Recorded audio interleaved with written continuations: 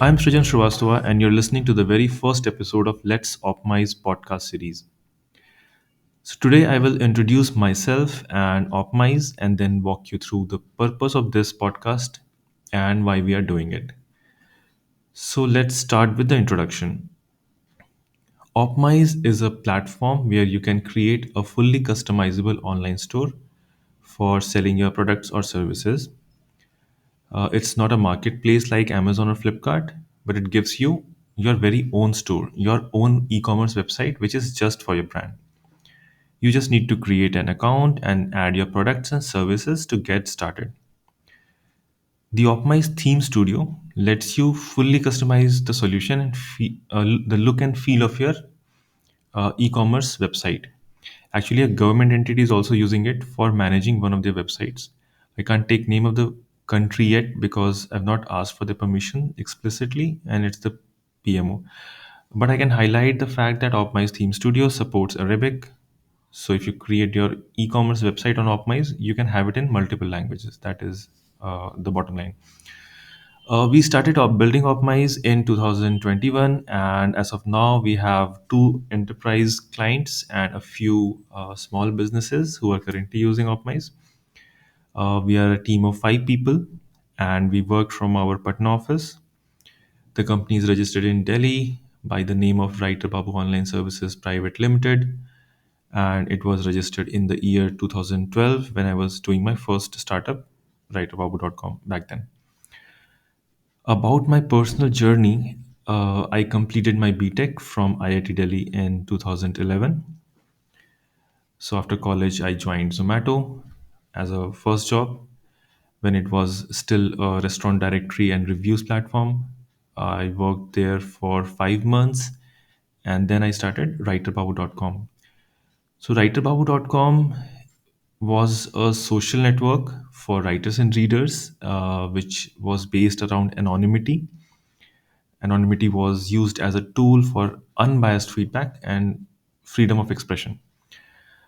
It was launched in 2012 and was active for about 2 years.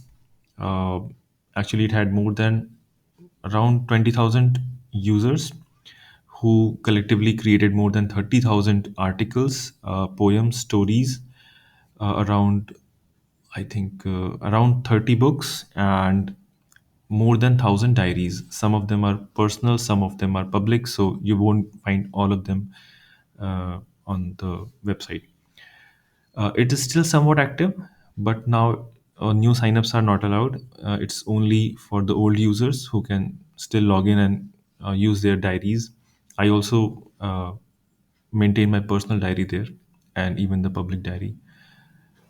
So that was about Writer Babu. Now, as you would guess, I was just out of college and I had bills to pay and survive. So I joined a friend of mine. He was doing a online food ordering startup back then. I joined BigBite.in as CTO. Uh, that time, online food ordering was still very new in India. Anyway, that startup was not able to raise funds, and I had to take another job within a year. So I joined Times Internet. I worked there for 4 years, initially in the technical architecture team, and then as a product manager for one of the verticals. So finally, in 2017, I decided to move back to Patna to help my mother set up a pickles and jam business. Uh, and right then, I started taking tech consultancy and development projects.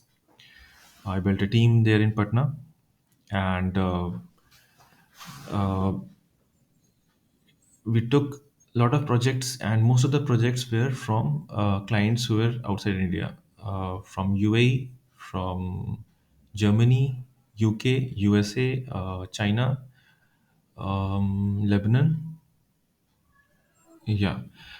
So these were the countries the projects were from, and most of the projects actually involved creating entire technology solutions for like most of the clients were founders themselves who were trying new stuff for the first time, or maybe like after multiple times.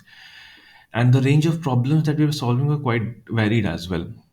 For example, one was a platform for school kids to learn machine learning and artificial intelligence. Another was a ride-sharing office commute app for Delhi, and all these projects were like built from scratch, end to end, from idea to launch. And in fact, most of them are still in public use. Few of them are acquired. Many of them have actually raised funding as well. Yeah, so the list of projects we can discuss in another episode, probably if with the founders themselves, if they agree.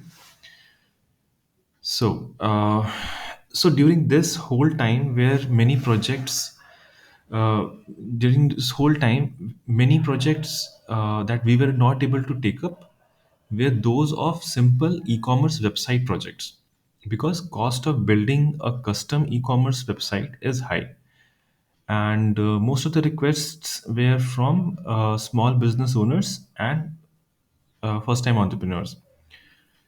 So this problem uh, led to the idea of Opmiz.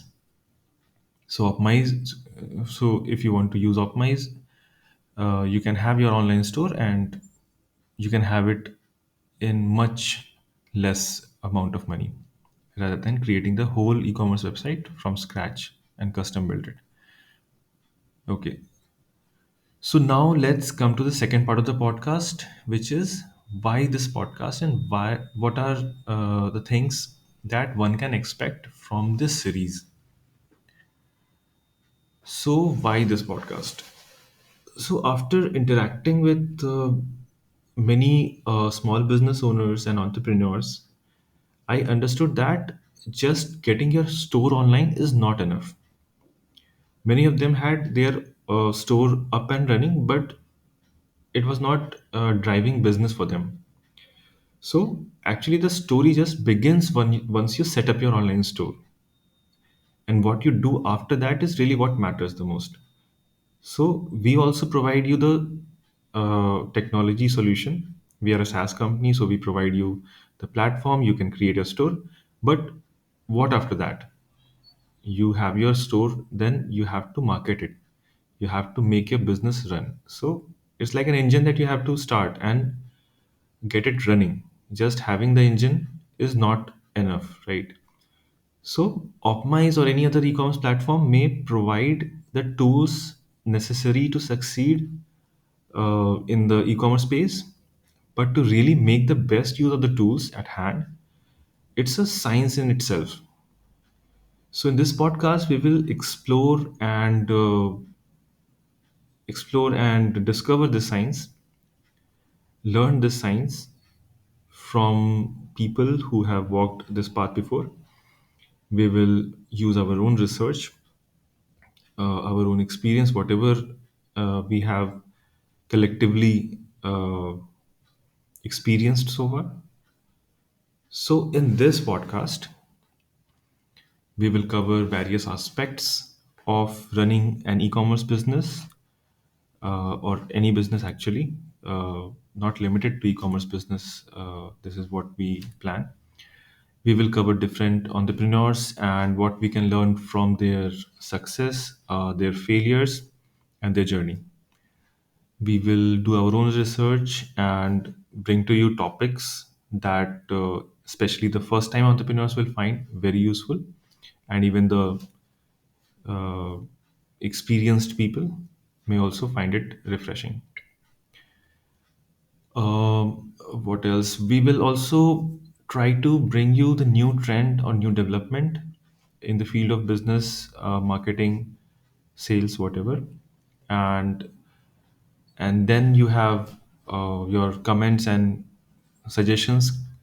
We will go through them. We will try to bring as much more content as much we receive, the request that we receive from the audience. Let's see how it goes. All of this content will be in the form of a discussion or interview, uh, so that it's kind of interactive. So that was it for today. I hope We will be able to provide some value and contribute in some way to your entrepreneurial journey.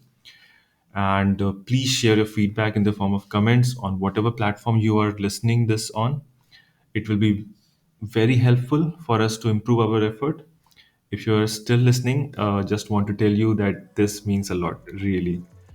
Hope to see you in the next episode. And until then, take care.